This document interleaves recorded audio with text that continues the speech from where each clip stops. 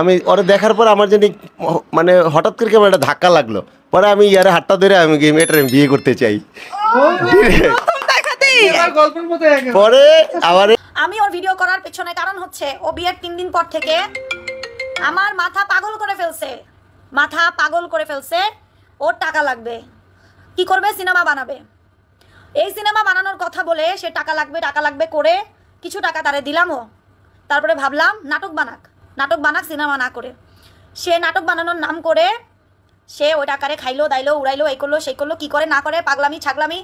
1.5 লাখ টাকা নগদ দিয়েছি এবং এখন পর্যন্ত প্রায় তার এবং তার পরিবারের, যেমন তার মেয়েকে একটা ফোন কিনে দিছি, তার মাকে একটা ফোন কিনে দিছি, বর্ষাকেও আমি একটা ফোন কিনে দিয়েছি। আসসালামু আলাইকুম বন্ধুরা, আশা করি সবাই ভালো আছেন। আল্লাহর অশেষ রহমত, আমিও ভালো আছি। শুরুতে যে ভিডিওটি দেখলেন, আজকের ভিডিওটি খুবই গুরুত্বপূর্ণ। আশা করি শুরু থেকে শেষ পর্যন্ত আমাদের সাথেই থাকবেন। ভাইয়ের ছবির নায়ক রাসেল মিয়া এবং সুমাইয়া আফরিন বর্ষা চৌধুরী, যাকে আমরা দুবইকেই আমরা কম বেশি চিনি। তো এই দুইজন ব্যক্তি যারা হঠাৎ করে গত 26 মার্চ এই বছরেরই ধুমধামে বিয়ে করেছিলেন। তো যেটা জানা যায় যে সুমাইয়া আফরিন বর্ষা চৌধুরী, তার এর আগেও দুটি বিয়ে হয়েছিল, যে দুই ঘরে তার 2টি সন্তান রয়েছে। প্রথম ঘরে ডিভোর্স হলো, দ্বিতীয় ঘরের স্বামী মারা গিয়েছিল এবং তৃতীয় বিয়ে করেছিলেন রাসেল মিয়াকে বর্ষা চৌধুরী। এবং জানা যায় যে বর্ষা চৌধুরী রাসেল মিয়ার সাথে তৃতীয় বিয়ে হলে রাসেল মিয়া এর আগে বিয়ে করেনি, এমনটাই শুরুতে জানা গিয়েছিল। তো জানা যায় যে এই রাসেল মিয়া, যে নায়ক রাসেল মিয়া, ইতিমধ্যে তাকে 23 সেপ্টেম্বর রাতে গ্রেফতার করা হয়েছে বলে জানিয়েছেন সবুজনগর থানার ভারপ্রাপ্ত কর্মকর্তা। তো এই যে রাসেল মিয়াকে গ্রেফতার করা হয়েছে, আসলে সুমাইয়া আফরিন বর্ষা চৌধুরীর মামলায় কিন্তু রাসেল মিয়াকে গ্রেফতার করা হয়েছে। সুমাইয়া আফরিন বর্ষা চৌধুরী জানিয়েছে যে 65 লক্ষ টাকা যৌতুকের দাবিতে মারধর করেছে রাসেল মিয়া, এবং যে কারণে তিনি বাধ্য হয়ে রাসেল মিয়ার নামে মামলা করেছেন, যেই মামলা ইতিমধ্যে রাসেল মিয়া গ্রেফতার হয়েছেন। তো আসলে আমরা বিভিন্ন সময় দেখেছি রাসেল মিয়া এবং বর্ষা চৌধুরীর মধ্যে অল্প কিছুদিনের সংসার হলে ঝামেলা শুরু থেকেই বেঁধে যায় কয়েকদিন পরে, এবং তারা কিন্তু বিভিন্ন ভিডিও বার্তার মাধ্যমে এই বিষয়গুলো ক্লিয়ার করেছিল।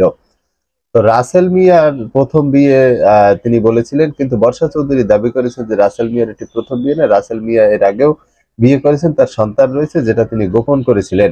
বর্ষা দাবি করলেও যে যৌতুকের মামলা করেছেন বা যৌতুক নিয়ে দাবি করলেও কয়েকদিন যাবৎ রাসেল মিয়া কিন্তু কোরআন শরীফ নিয়ে একটি শপথ করেছেন এবং এইসব অভিযোগ প্রায় অস্বীকারই করেছেন। তো এই ব্যাপারে তিনি যে কথাগুলো বলেছেন, চলুন আমরা সেটা শুনে আসি। বর্ষা চৌধুরী, আমি ওনার নামটা আমার মুখে নিতে চাই নাই, কিন্তু আপনাদের কাছে ক্লিয়ার করার জন্য আমি তার নামটা নিয়েছি। ছেলেদের কথা শত সত্য হলেও একটু কম বিশ্বাস করতে চায়। আল্লাহর পবিত্র কোরআনটা আছে এবং আল্লাহর পবিত্র কোরআনের মধ্যে হাত রেখে আমি বলছি, আমি সৎ জ্ঞানে যতটুকু সময় কথা বলবো, যদি একটি কথা মিথ্যা বলে থাকি, আল্লাহ রাব্বুল আলামিন যেন আমাকে সাথে সাথে শাস্তির ব্যবস্থা করেন। উনি আমাকে যে কমপ্লেইনটা দিছে যে বিয়ের 3 দিন পর আমি তার কাছে টাকা চাইছি, আল্লাহর পবিত্র কোরআন শরীফের মধ্যে হাত রেখে আমি বলছি, সে আমাকে হয়তো আপনার দেখা গেছে যে গাড়িতে গ্যাস নিব, সে 500 টাকা দিছে, 1000 টাকা নিছি, এছাড়া তার কাছ থেকে আমি একটি টাকা নেইনি। আমি বিয়ের দিন তাকে 1.5 লক্ষ টাকা নগদ দিয়েছি, বিয়ের দিন 1 লাখ, এরপরে দিয়েছি 50,000, 1.5 লাখ টাকা নগদ দিয়েছি এবং এখন পর্যন্ত প্রায় তার এবং তার পরিবারের, যেমন তার মেয়েকে একটা ফোন কিনে দিছি, তার মাকে একটা ফোন কিনে দিছি, বর্ষাকেও আমি একটা ফোন কিনে দিয়েছি, তার বাবার চিকিৎসার জন্য আমি হসপিটালে বর্ষার মায়ের হাতে আমি টাকা দিয়েছি। এরপরে আমি আমার বাসা ভাড়া আমি নিছি, পরে উনিও বাসা ভাড়া দিছে, বাসা ভাড়া আমি নিছি, সব মিলিয়ে। এবং দেখবেন যে ওনার ছেলের জন্মদিন আমি পালন করেছি, এবং কি ওনার স্বামীর মৃত্যুবার্ষিকীর দিন আমি রাসেল মিয়া নিজে রান্না করে আমি বলছি যে উনি তো আপনার হাজবেন্ড ছিল, তো এখন নাই, আমি আসাতেই ওনার মৃত্যুবার্ষিকী আপনি পালন করবেন না? গত 2 বছর করতেছেন। আমি নিজে বাজার করে রান্না করে আমি তার মৃত্যুবার্ষিকী পালন করেছি। সব মিলিয়ে আমি তার পিছনে প্রায় 6 লক্ষ টাকা খরচ করেছি, কিন্তু তার কাছ থেকে আমি একটি টাকাও নেইনি, যেই অভিযোগটা সে আমাকে দিয়েছে। তো বন্ধুরা, রাসেল মিয়ার শুরুতে যে বিবাহিত না এমন দাবি করেছিলেন, কিন্তু বর্ষা চৌধুরী জানিয়েছে এটা আগে তো রাসেল মিয়া বিয়ে করেছে এবং রাসেল মিয়ার 11 বছরের একটি সন্তান রয়েছে, যেটা আমরা ইতিমধ্যে জানতে পেরেছি। রাসেল মিয়া অভিযোগ অস্বীকার করলেও কয়েকদিন আগে কিন্তু রাসেল মিয়ার একটি ভিডিও ভাইরাল হয়েছিল, অডিও ক্লিপ ভাইরাল হয়েছিল, যে অডিও ক্লিপে দেখা গিয়েছে রাসেল মিয়া বর্ষার কাছে টাকা দাবি করেছে। চলুন আমরা সেটা শুনতেছি। না না, আগে ধরে বল যে আমি কোরআন ধরে বলতে কারোর সাথে শেয়ার করবো না। আচ্ছা, আমি কোন শিব ধরে বলতেছি আমি কারো কাছে কিচ্ছু শেয়ার করব না। হ্যাঁ, তুই আমাকে, আমি একটা সিনেমা বানাবো, তুই আমাকে একটা ওই সিনেমা বানানোর টাকাটা আমার লোন দিবি, আমি কাজ শুরু করব, আমি তোর এই টাকাটা ব্যাক করে দিব। আচ্ছা ঠিক, ব্যবস্থা করে দিব। ব্যবস্থা করে তুই আমাকে আমাকে টাকাটা আমাকে চেঞ্জ দিবি, আমি খরচ করবো। কিন্তু তুমি এখানে কোনো পা হাত দিবা না যে আমি আমার হাতে খরচ করবো, তার হাতে খরচ করবো, এটা বলতে পারবা না। তুমি সিনেমা করে তারপর যদি আমাকে ছেড়ে চলে যাও? আমি কোরআন ধরে বলবো যে আমি কখনো তোকে ছেড়ে যাব না, এবং এই সিনেমার টাকাটা আমি তোর কাজেই লাগাবো, কিন্তু টাকাটা আমাকে তুই এই 1 সপ্তাহের মধ্যে দিবি। আমি 1 সপ্তাহের মধ্যে 25 লাখ 30 লাখ টাকা কোত্থেকে দিব? 25 লাখ 30 লাখ টাকাতে কি ছবি হবে? হেলেনা আপার ছবি তো 35 লাখ টাকা বাজেট। কে কে বলছে? হ্যাঁ, হেলেনা আপার সিগনেচার সহ আছে।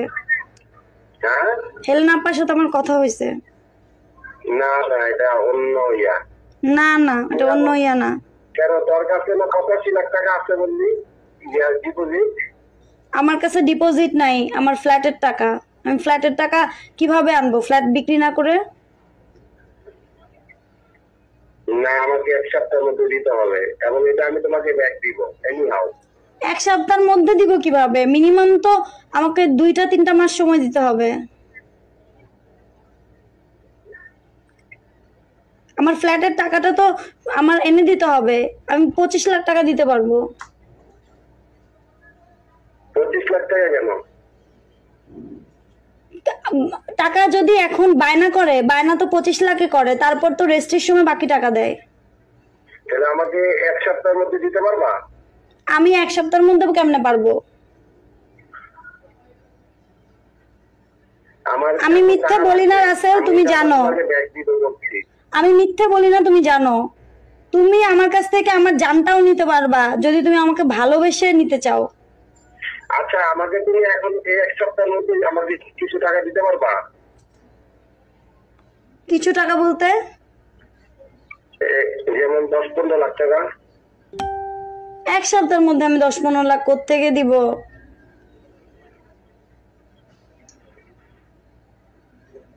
কি বলো এগুলা? এই কথাটা কারোর সাথে শেয়ার করবা না, ওকে? তো বন্ধুরা, আজকের এই ভিডিও এই পর্যন্ত। রাসেল মিয়া বর্ষা সম্বন্ধে আপনাদের কোনো মতামত থাকলে অবশ্যই কমেন্ট বক্সে কমেন্ট করে জানাবেন এবং নিয়মিত সকল সংবাদ পেতে আমাদের চ্যানেলটি সাবস্ক্রাইব করে আমাদের পাশেই থাকুন। দেখা হবে আগামী ভিডিওতে, সেই পর্যন্ত ভালো থাকবেন। আল্লাহ হাফেজ।